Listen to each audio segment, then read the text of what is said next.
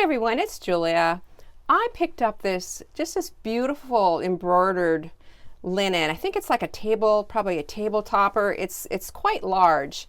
I just absolutely love it. It has this swan and it's on a lake and really beautiful work on it.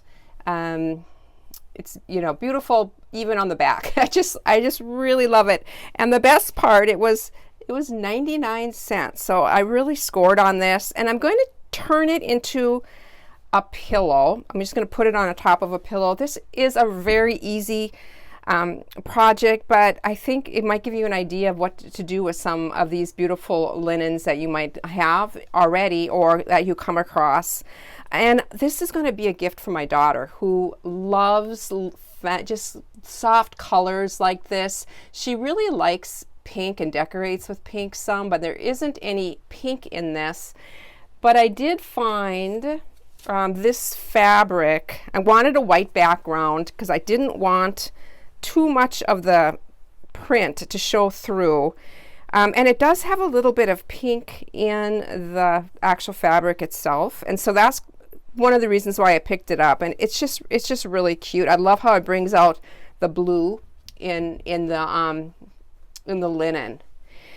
So what my thought, this is, I believe, 17 inches. And so I am going to make an 18 by 18 pillow, and it's going to be a pillowcase or an envelope back. So I'm going to have a pillow insert, an 18 by 18 inch pillow insert.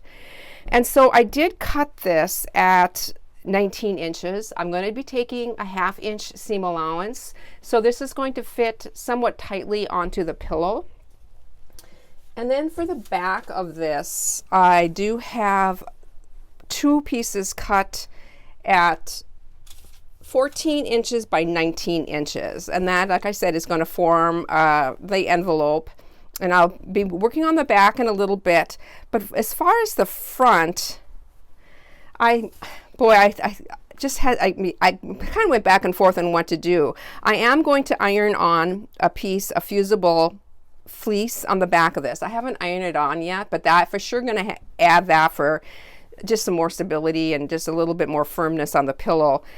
And I would thought about stitching this on and then doing just like a diagonal quilt look on it, but I don't want to stitch through this at all. I just don't want to do that. And so what I think I'm going to do is just stitch around the edge, pin it very good so it doesn't move at all, and then I might also stitch right along this black outline. I think that's my plan. I am thinking I'm going to starch this. I do have some extra just heavy starch. I'm going to starch it from the back and press it from the back, and then I'm going to press my fleece on. I'm just spraying my starch on the back of my piece, and I'm going to be ironing this, but I'm using just a piece of parchment paper. I'm not putting my iron just directly on it. And I did spray this. I did it a couple times, maybe 3 times. Sprayed it and then used my iron.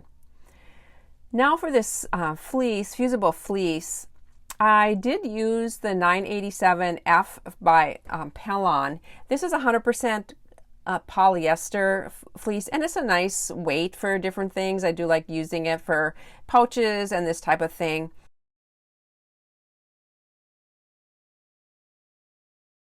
I got my linen starched, and I got my fusible fleece pressed on the iron on the back of this, and I have decided I'm going to do a diagonal quilting on this. I just feel that it's just going to give it more just of a finished look. And I realize a lot of it won't be showing, but I'm going to do it. I just already drew a blue line, diagonal line on this, and I just used my Mark Be Gone pen. This is like a water soluble pen for that marking, and I'm going to use my walking foot or my even feed foot. And then I do have this little quilt gauge gadget that just slips in here that I will be using just as a guide to get my strips nice and even.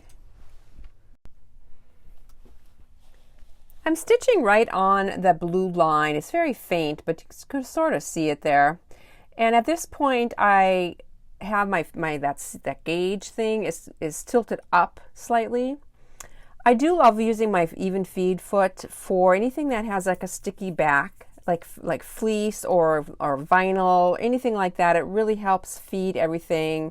If you have several layers or something too, it'll keep the layers all going through their feed dogs at the same time. There I just lowered that gauge and put it in a little bit. I think I have about an inch or so different lines on this. I got my stitching all done. Can't see it very good on the front, but you can on the back. And I removed my water-soluble marking pen too, just by spritzing it and wiping it. So that is finished. I'm now going to lay my linen on top. I keep thinking this fabric is directional, but it is not. So I'm just going to lay this how it fits the best.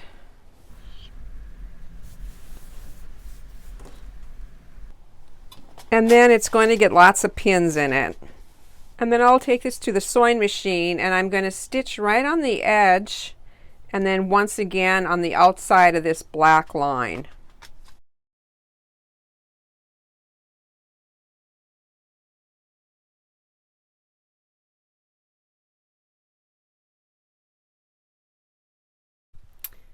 Okay, I got that all sewn on and it's laying really nice and flat, which is what I wanted. And I'm going to lay this aside and work on the back. And again, this is just going to be an envelope closing on the back. I've got two of these pieces that measure 14 inches by the 19 inches. Simple as just turning, double turning one whole side on each of these. So one side on each, I'm going to fold, like I said, double, and then stitch, and that's all there's going to be to the back of them.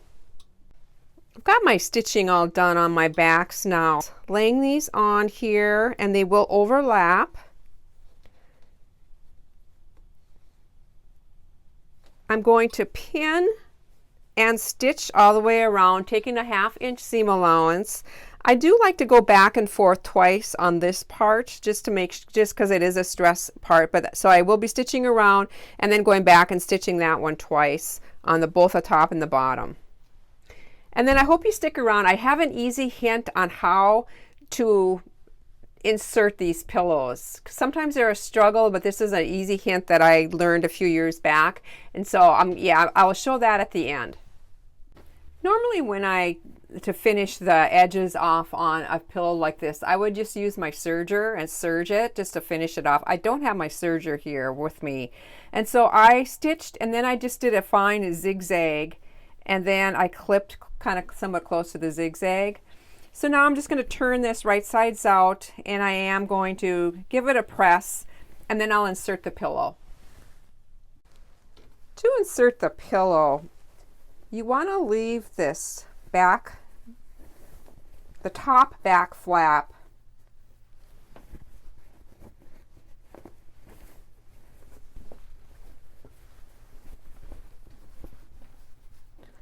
and then you want to insert your pillow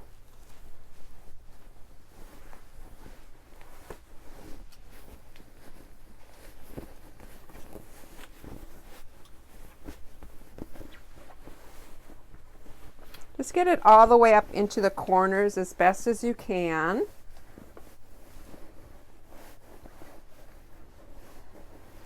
And smooth it out. And then you'll take this flap and you'll flap it and you just flap it over.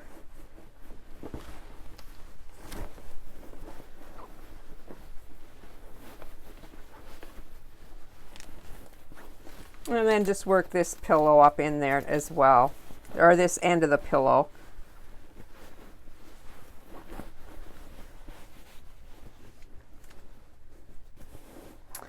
I hope you enjoyed this, everybody. I'll have some pictures at the end. Bye for now.